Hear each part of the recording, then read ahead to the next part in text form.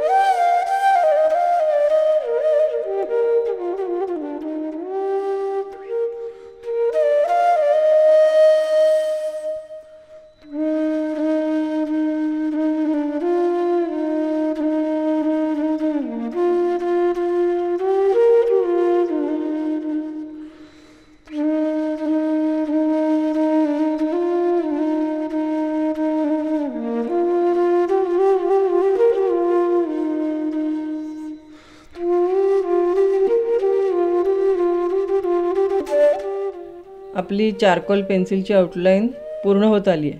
पहा, सगळीकडे सारखी गडद आउटलाईन आपण करून घेतली आहे. आता ह्याच्यापुढे काय करायचं ते आपण बघूया. आता ह्याच्यामध्ये आपल्याला फिक्या आणि गडद छटा दाखवायच्या आहेत. यामुळे ते चित्र त्रिमित दिसायला लागेल. यासाठी आपण काय केलं, एक स्वच्छ कॉटनची काडी घेतलेली आहे, ज्याला कापूस लावला आहे अशी काडी घेतली आहे. आता ही वापरून आपण शेडिंग करणार आहोत. आता या स्टिकला आपण पावडर वगैरे काही लावणार नाही आहोत, तर जी गडद आउटलाईन आपण करून घेतली आहे त्या आउटलाईनलाच आपण पसरवणार आहोत. गडद असल्यामुळे ती पसरते आणि तिथे आपल्याला फिक्की करडी छटा मिळते. बघा, ह्याच्यासाठी चारकोल स्टिक असण्याचीही आवश्यकता नाही आहे.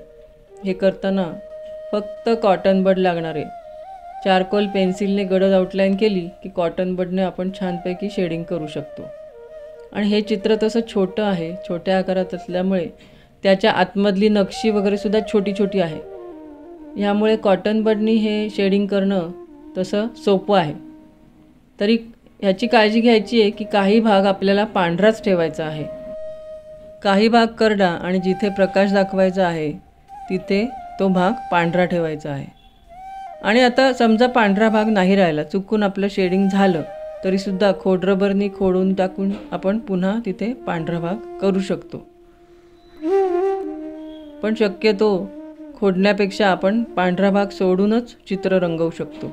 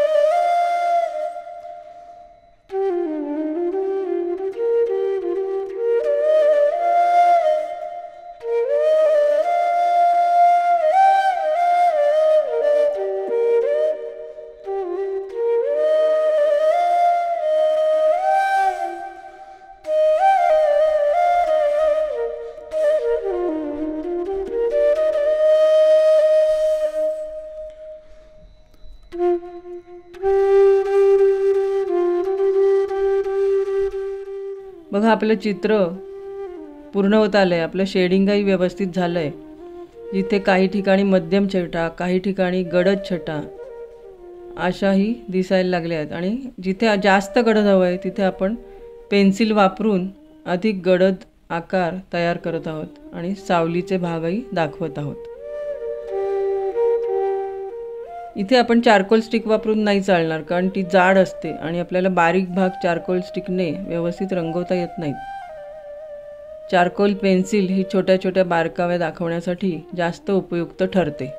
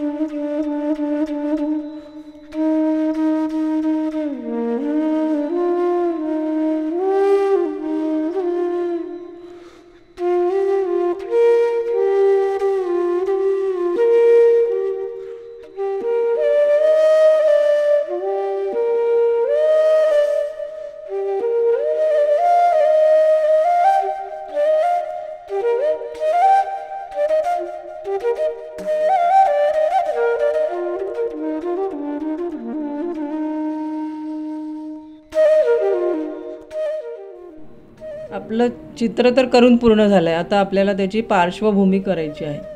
आपल्याकडे हे एक स्टेन्सिल आहे. त्याच्यामध्ये नक्षी कापून घेतलेली आहे. काळ्या रंगाचा कागद आहे आणि त्याच्यावरती नक्षी कापून घेतली आहे.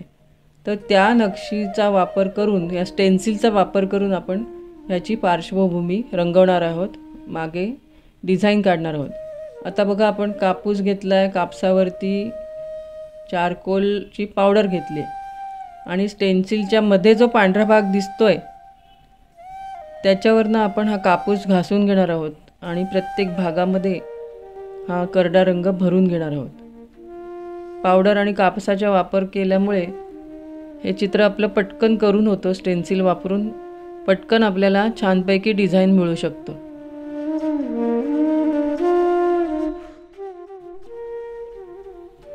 आपण मुद्दामून स्टेन्सिलचा वापर करत आहोत म्हणजे आपल्याला नवीन पद्धतही शिकायला मिळेल.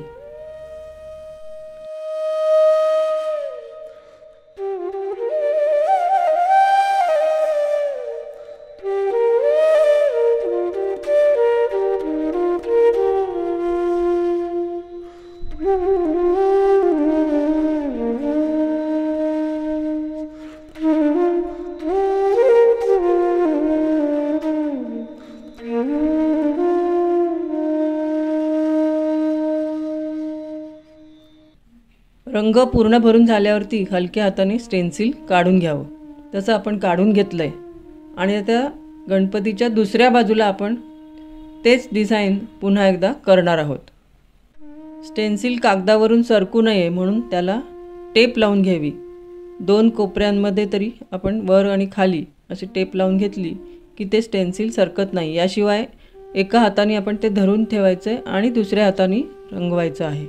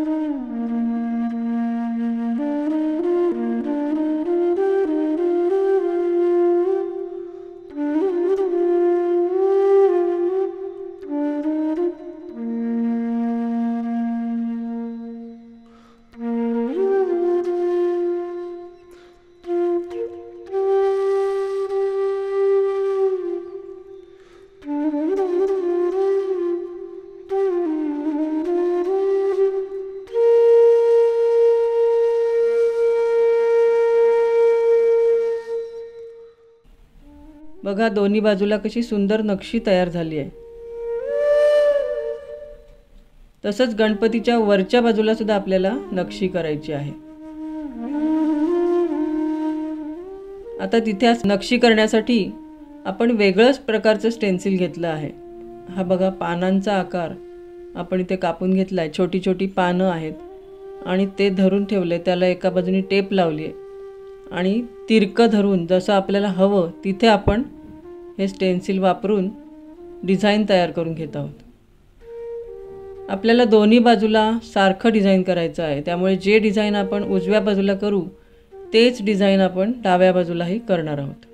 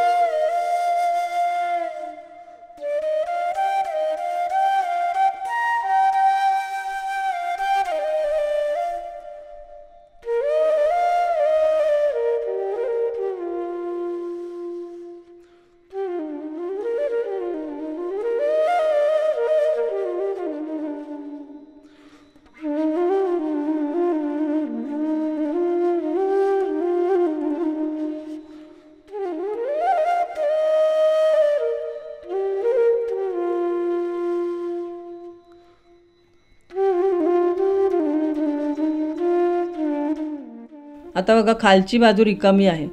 तिथे आपण काही डिझाईन करून घेऊया. इथे 1 2 3 4 डिझाईन्स वेगवेगळ्या पट्ट्यांमध्ये कापून घेतलेत. त्यातला जेवढा भाग मावतो आहे तेवढा भाग वापरून आपण खाली डिझाईन तयार करून घेऊया. ही आपण टेप जी वापरली आहे ती ॲब्रो टेप आहे. ॲब्रो टेप असं त्याला म्हणतात. ही टेप एकदा कागदाला चिकटवली आणि ती काढताना कागद फाटत नाही. आपली साधी सेलो टेप जर का कागदाला चिकटवली आणि ती काढताना कागद फाटू शकतो किंवा कागदाचा वरचा लेअर निघून जाऊ शकतो. म्हणून शक्यतो अशी टेप वापरावी. आपलं स्टेन्सिलचं काम पूर्ण झालं आहे. गणपतीच्या चारी बाजूला आपण डिझाईन्स काढून घेतली आहेत.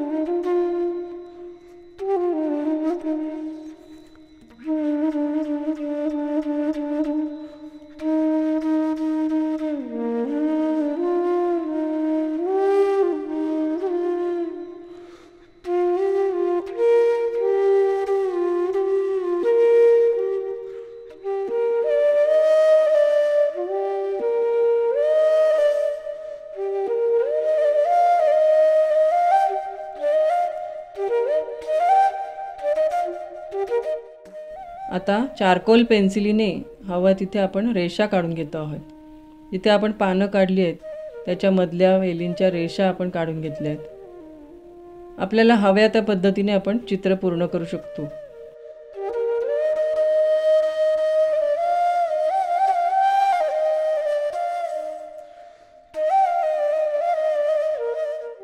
खालच्या भागामध्ये सुद्धा काहीतरी डिझाईन काढणं आवश्यक आहे।